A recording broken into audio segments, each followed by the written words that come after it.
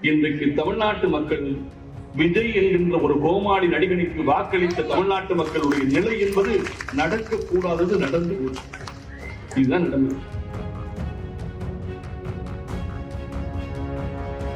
ஆனால் ஒரு முதலமைச்சராக காவல்துறையை சட்டம் ஒழுங்கை கையில் வைத்து பேண வேண்டிய முதலமைச்சர் வாய் திறந்து பேச மறுக்கிறார்.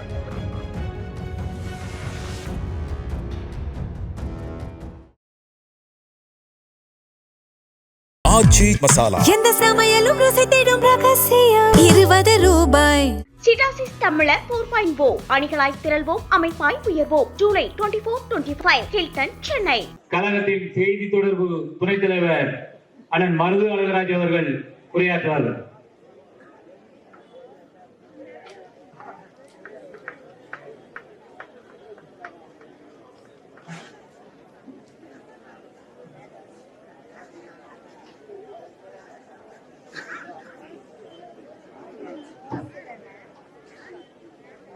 சூரியன் கூட்டுக்குள் சென்றதும்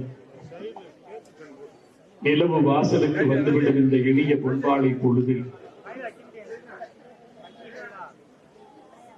சிங்கத்து நடையாக சீரிழவை தமிழாக போரேந்தும் வாளாக பொங்கு தமிழர் வாழ்வாக முத்தமிழ் வித்தாக மூவேந்தர் கெத்தாக கன்னித்தமிழ் பூமிக்கு காடம் தந்த சொத்தாக உச்சரிக்கும் போதே உமிழ் நீரும் இனிக்கின்ற நம் தலைவர் முத்துவேல் கருணாநிதி ஸ்டாலின் அவர்களுடைய உத்தரவுக்கு இணங்க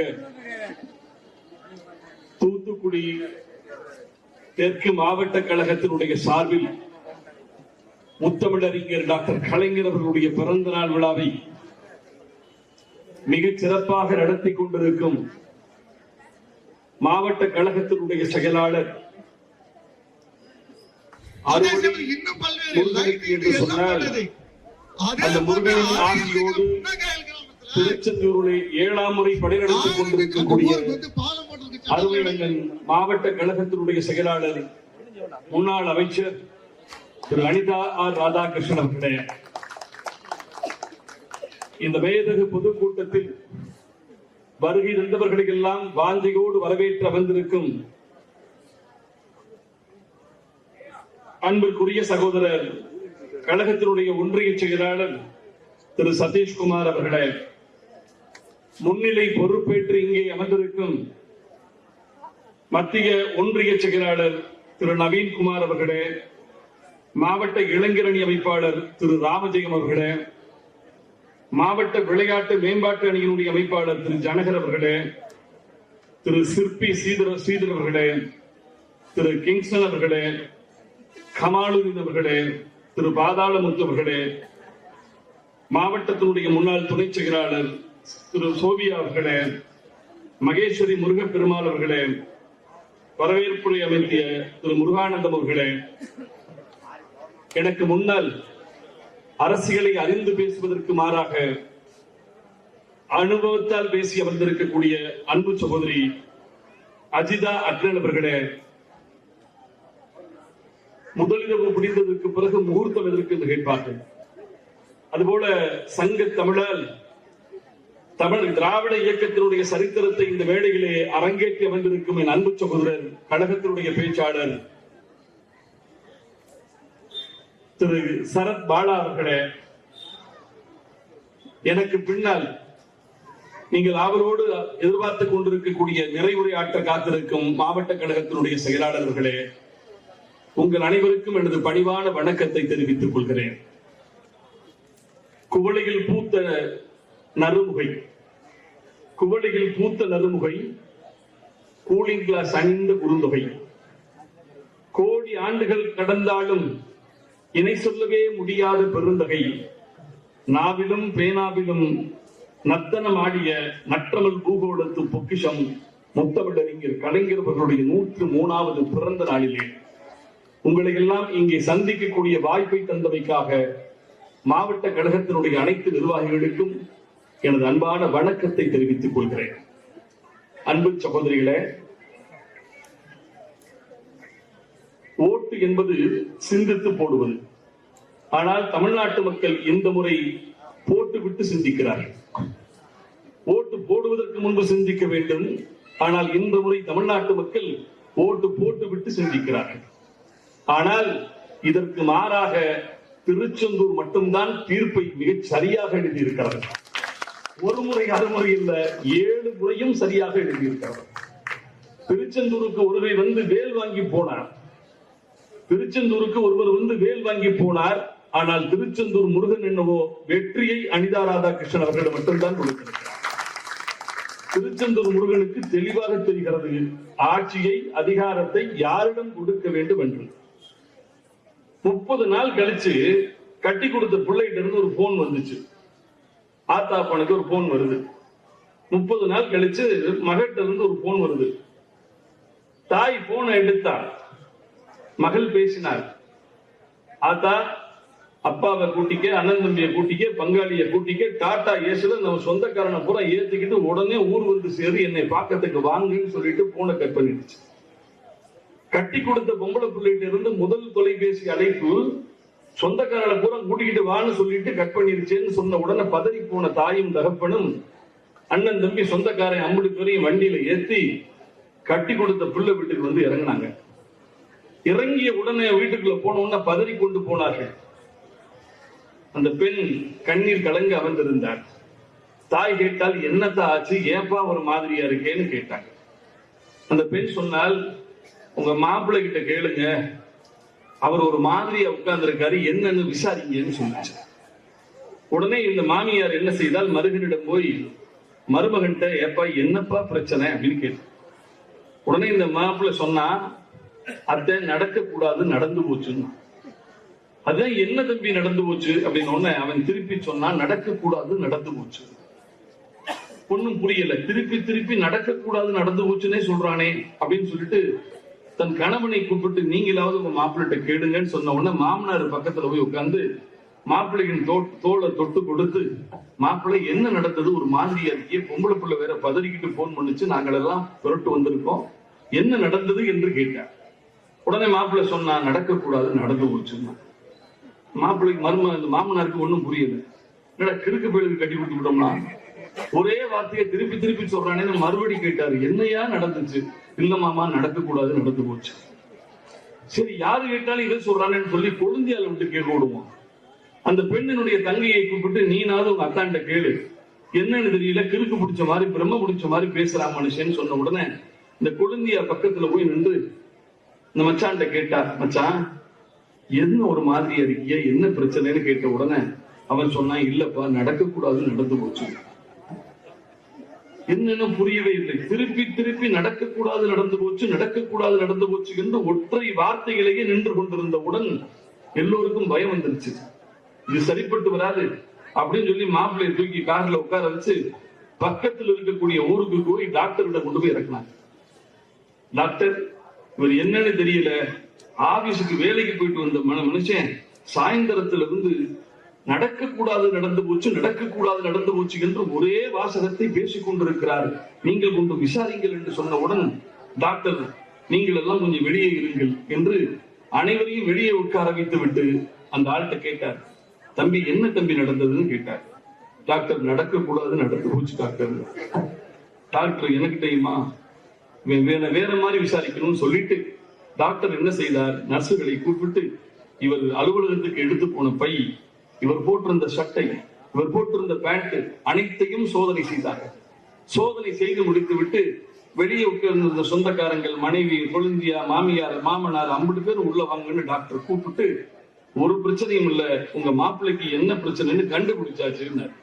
என்ன டாக்டர் சொல்லுங்க அப்படின்னு. ஒண்ணும் இல்ல, மாப்பிள்ளை கல்யாணம் ஆகி பொண்ணுக்கு 1 மாசம் ஆச்சு. தன்னுடைய கணவன் வீட்டுக்கு வருகிற போது மல்லிகைப்பூ, அல்வா அனைத்தும் வாங்கி கொண்டு வருவார் என்று உங்கள் பெண் காத்திருந்திருக்கிறார். உங்க மாப்பிள்ளை வந்திருக்காரு. வர்ற வழியில கிண்டி ரேஸுக்கு குதிரை ரேஸுக்கு போயிருக்காரு. சம்பளம் வாங்கின மொத்த பணத்தையும் எடுத்து ஒரு குதிரையின் மேல கட்டியிருக்காரு. அந்த குதிரை ஓடுவதற்கு பதிலாக நடந்து போயிருக்கு. பணம் போச்சு. நடக்க கூடாதது நடந்து போச்சு. மாப்பிள்ளை விட்டு மொத்த பணமும் போச்சு. இன்றைக்கு தமிழ்நாட்டு மக்கள் விஜய் என்கின்ற ஒரு கோமாளி நடிகனுக்கு வாக்களித்த தமிழ்நாட்டு மக்களுடைய நிலை என்பது நடக்க கூடாதது நடந்து போச்சு. இதுதான் நடந்தது. 35 நாள் ஆட்சி நடத்தி முடித்ததற்கு பிறகு ஒவ்வொருவனும் ஓட்டு போட்ட விரலை கடித்து துப்புகிற கடுப்பில் வாழ்கிறான் என்று சொன்னால், இன்னைக்கு ஒரு டீச்சர் சொல்லுது, பள்ளிக்கூடம் 1ஆம் தேதி சார், முத ஒரு மாசம் லீவுக்கு பிறகு பசங்கள் எல்லாம் பள்ளிக்கூடத்துக்கு வந்தாங்க, அவங்க கூட கலகலப்பா சிரிச்சுக்கிட்டு உட்கார்ந்து இருக்காங்க. ஆனால் வெற்றி பெற்று 107 சீட்ல ஜெயிச்சு போன ஒருத்தன் சட்டமன்றத்தில் செத்த பிணம் போலவே உட்கார்ந்து இருக்கிறான்னு என்னையா பிரச்சனை? ஆட்சி அதிகாரத்தில் பொப்புலிஸ்டி நாயுடு, மூதறிஞர் ராஜாஜி, ஓமாந்தூர் ரெட்டியார், ஓவி அழகேச முதலியார், பெருந்தலைவர் காமராஜர், பொன்னாடார் பொருள் நாடார் தன் அன்னையையும் நாடார் நாடொன்றை நாடி தன் நலமென்றும் நாடாத நாடாரை நாடினேன் என்று சொன்னானே கவியரசு கண்ணதாசன். அந்த பெருந்தலைவர் காமராஜர், மூதறிஞர் ராஜாஜி, பெரியவர் பக்தவத்சலம், பூக்களுக்கும் புன்னகையை கற்றுத்தந்த பொன்மன செம்மல் எம்ஜிஆர், டாக்டர் கலைஞர், வி.என். ஜானகி, புரட்சி தலைவி அம்மா, முத்துவேல் கருணாநிதி ஸ்டாலின் என்று தமிழ்நாட்டில் இத்தனை முதலமைச்சர்களை நாம் பார்த்திருக்கிறோம். எவ்வாறாவது ஒரு முதலமைச்சர் முகத்தை ஷேவிங் பண்ணாம, ஆளுகளை பார்த்து அடுத்தவனை பார்த்து சிரிக்காமல், கேள்விகளுக்கு பதில் சொல்லாமல் ஓடி ஒளிந்து கொண்டு வாயை திறக்காத ஒரு ஊமை முதலமைச்சரை இந்த நாடு இதுவரை சந்தித்தது உண்டா? நீதானே பதில் சொல்லணும். கற்பழிப்பு அன்றாட நடவடிக்கைகளாகிவிட்டது. கடத்தலும் போதை கடத்தலும் அன்றாடம் பெருகிவிட்டது. எங்கு பார்த்தாலும் கொலையும் கொள்ளையும் அன்றாட நிகழ்வுகளாகிவிட்டது. ஆனால் ஒரு முதலமைச்சராக காவல்துறையை, சட்டம் ஒழுங்கை கையில் வைத்து பேண வேண்டிய முதலமைச்சர் வாய் திறந்து பேச மறுக்கிறார். காலையில 10 மணிக்கு டிஃபன் கேரியரோட வர்றாரா, 5 மணிக்கு போய் விடுகிறாரா? நான் கேட்கிறேன் அன்பு சகோதரிகளே, காலை 10 மணிக்கு வந்து சாயந்தரம் 5 மணிக்கு போவதற்கு இது என்ன அலங்கார பதவியா? விழி மூடாமல், இமை சோறாமல், மக்களை உயிராக நினைத்து தனக்கான நிழலையும் பிறருக்கு தந்து பிறருக்கான வெயிலையும் தான் சுமப்பவன் தான் தலைவன். மாநிலன் காவலன் என்பான் மண் உயிர்க்குங்கால் தன்னால் தன் பரிசனத்தால் ஊனமுக்கு பகை திறத்தால் உயிர்தம்மால் கல்வரால் ஆணவயம் 5 தீர்ப்பான் அவனுன்னோ மன்னன் என்று எழுதினான் 7000 ஆண்டுகளுக்கு முன்பு. ஒரு மன்னன் என்பவன் முதலில் அவன் நல்லவனாக இருக்க வேண்டும், அவனை சார்ந்து இருக்கக்கூடியவர்கள் நல்லவர்களாக இருக்க வேண்டும். அந்த நாட்டு மக்களுக்கு உயிர்களால், விலங்குகளால், கல்வரால், திருடர்களால் ஆணவயம் 5 தீர்ப்பான் அவனொன்னும் மன்னன் என்று சொன்னார்களே. என் அரும்பை சகோதரிகளே, பேரறிஞர் அண்ணாவும் பெருந்தலைவர் காமராஜரும் டாக்டர் கலைஞரும் ஆண்ட தமிழ்நாட்டுக்கு வந்த கேடு பாருங்கள். இப்படிப்பட்ட ஒரு முதலமைச்சரை பெற்று 35 நாட்கள் உண்மையாகவே அண்ணன் அனிதாவை நினைத்து நான் வருத்தப்படுகிறேன். 6 முறை சட்டமன்றத்திற்கு பல முதலமைச்சர்கள் முன்னால் போய் அவர் அமர்ந்திருப்பார். 7வது முறையா இப்படிப்பட்ட நிலையில் போய் அவர் உட்கார்ந்து இருக்கிறது நினைக்கிற போது திருச்செந்தூர் வேலை எடுத்து குத்தலாமா என்ற கடுப்பு கூட அண்ணனுக்கு வரும். இப்படிப்பட்ட ஒரு முதலமைச்சர், சிரிக்காத மனிதனை பார்த்தீர்களா? ஊமை ஊரை கெடுக்கும் என்று சொல்வார்கள். சிரிப்பு என்பதுதான் மனிதனுடைய 6ஆம் அறிவு, பகுத்தறிவு. எங்கேயாவது ஆடு மாடு சிரிக்குமா? எங்கேயாவது விலங்கு சிரிக்குமா? ஒரு நாய் சிரிச்சதுன்னா பயந்து ஒடியாந்துட மாட்டே, நாய் சிரிக்கிறதா? ஆக சிரிப்பு என்பது மனிதனுக்கு மட்டுமே பிரத்யேகமாய் கடவுள் கொடுத்த வரம். அந்த சிரிப்பை கூட மக்கள் முன்னால் சிரிக்காமல் உதட்டை இறுக்கி பிடித்துக் கொண்டு ஒரு நாள் முழுவதும் அமர்ந்து கொண்டு எதற்கும் பதில் சொல்லாத ஒரு பேசா மடந்தையாக ஒருவர் இருக்கிறார் என்று சொன்னால், ஓட்டு போட்ட மக்கள் உங்களிடம் நான் கேட்கிறேன், திராவிட முன்னேற்ற கழகம் என்ன தவறு செய்தது? முத்துவேல் கருணாநிதி ஸ்டாலின் அவர்கள் என்ன தவறு செய்தார்? ஆட்சியில் அமர்ந்த உடனேயே என் அன்பு சகோதரர் சரத்பாலா சொன்னது போல, கொரோனா காலத்தில் கொடுமையை அனுபவித்து சிரமத்திற்கு உள்ளாகி கிடந்த என் மக்கள் கஷ்டப்படக்கூடாதுன்னு சொல்லி தான் இட்ட முதல் கையெழுத்தில் 4000 ரூபாய் நிவாரணம் கொடுத்தார். 4000 ரூபாய் நிவாரணம் கொடுத்தார். என் அன்பு சகோதரிகள், பேருந்துகளிலே சில்லறைக்கு அலையாமல், சிரமம் இல்லாமல் எங்கும் போய் வருவதற்கு கட்டணம் இல்லாத வசதியை கொடுத்தார்.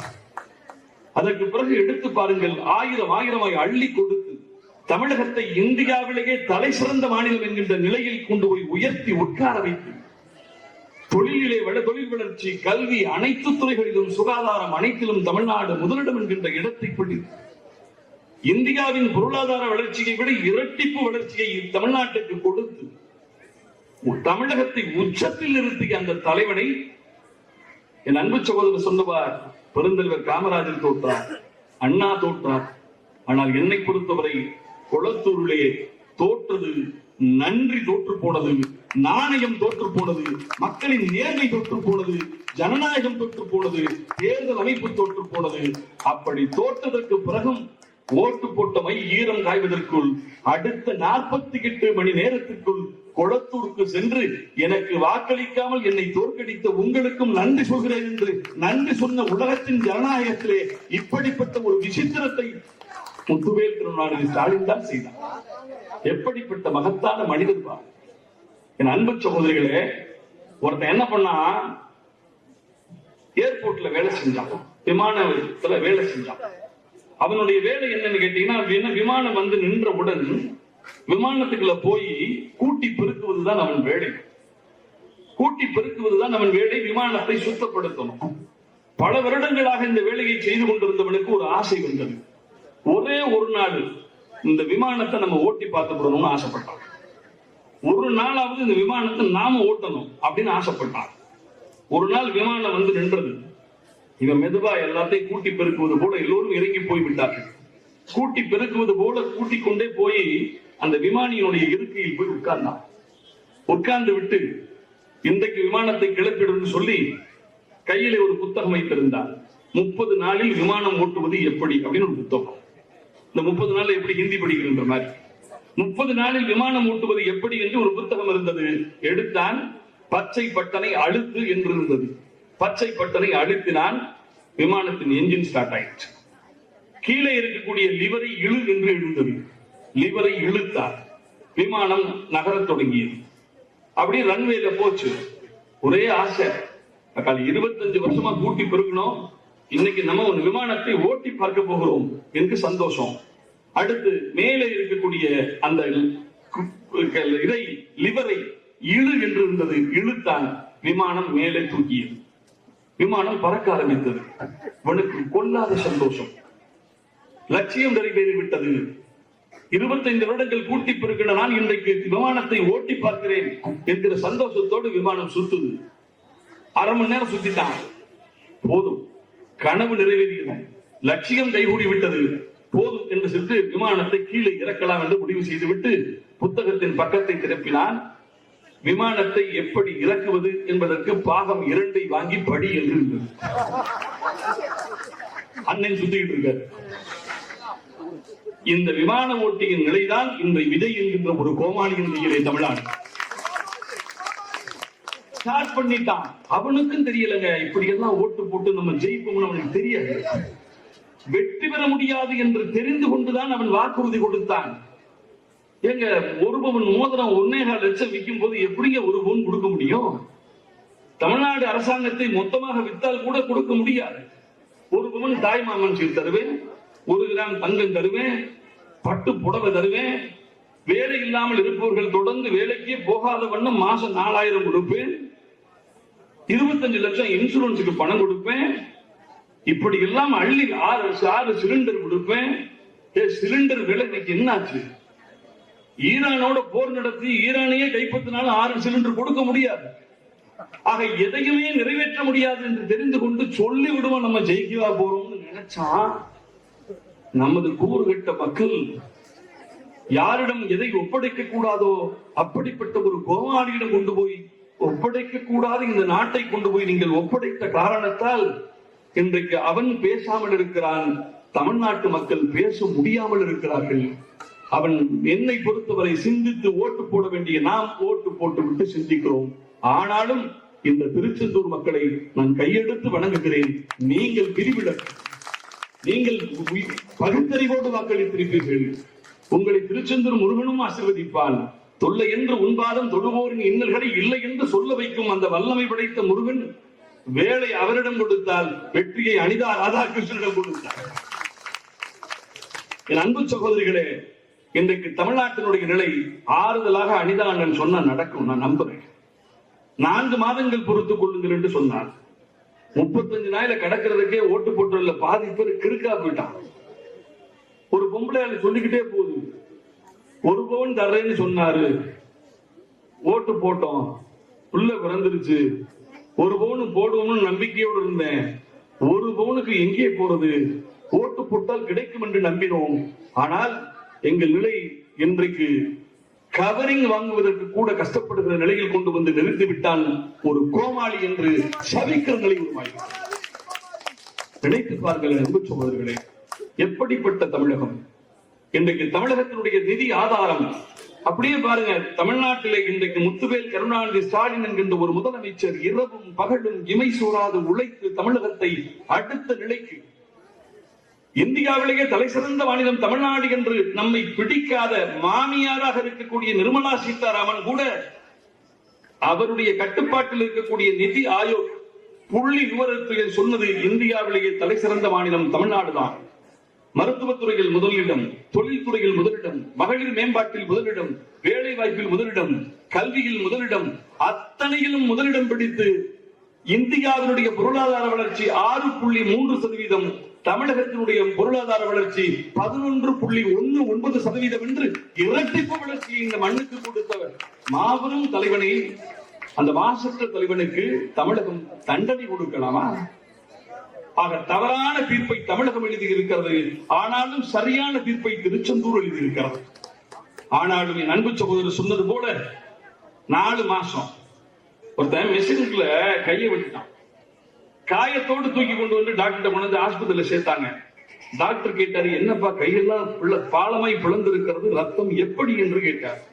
அவன் சொன்னான், நைட் டியூட்டி டாக்டர், இப்படி வேலை செஞ்சுட்டு இருக்கும் போது அசந்து கையை விட்டுட்டேன் மிஷினுக்குள்ள சொன்னான்.